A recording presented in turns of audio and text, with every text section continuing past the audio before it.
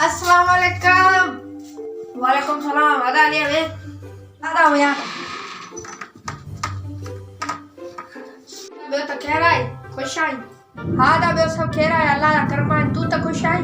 हाँ खुश आई यार। इन टच मोबाइल माने जो अब सफा दिमाग खराब करे छड़ियो है। न कम न कार न दीन न दुनिया। इन टच मोबाइल माने जो दिमाग खराब आदा मुंह वरतो है पर एतरो कोन हलंदे जमलो फार कोंदाई टाइम हलाए पर टाइम ते हलाए ये त ना सॼो ॾींहुं हलाए जे कम न करियो टच मोबाइल नथो चवां त न हलाए भली हलाई पर थोरो थोरो कम कार करे पोइ भली भले हलाई ईअं त न त कम कार छॾे सॼो ॾींहुं टच मोबाइल। हाँ यार तुंहिंजी ॻाल्हि सही आहे। इन टच मोबाइल न माण्हुनि जो सभा दिमाग़ ई फेराए छॾियो अलाए छा आहे। हिक ॿ बजे ताईं रोडनि ते छितुनि ते वेठा आहिनि। नथो चवां त न हलाइनि भले हलाइनि पर फारिग टाइम ते हलाइनि। कम जे कम ते कम कजे ऐं फारिग जंहिं महिल वेठा आहिनि तंहिं महिल भले हलाइनि। मोबाइल हलाइण सां अखियुनि ते असरु पवे थो ऐं इहो नेट जो पैकेज कनि था इन में पैसे जो ज़्यान थिए थो।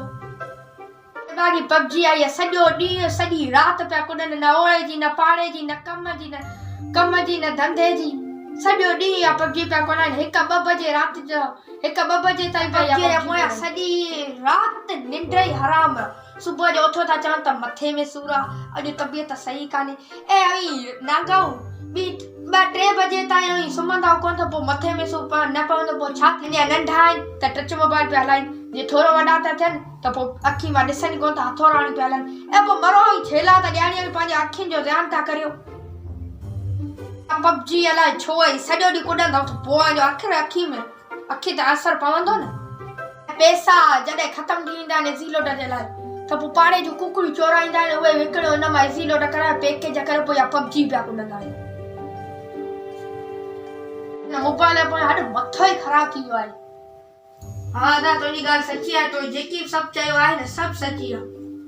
Touch mobile iPhone Apple Oppo Vivo अलाए छो असां सही आहे। हाणे आउं हलां थो वरी पोइ मिलंदासीं। हा त पोइ सही आहे हलां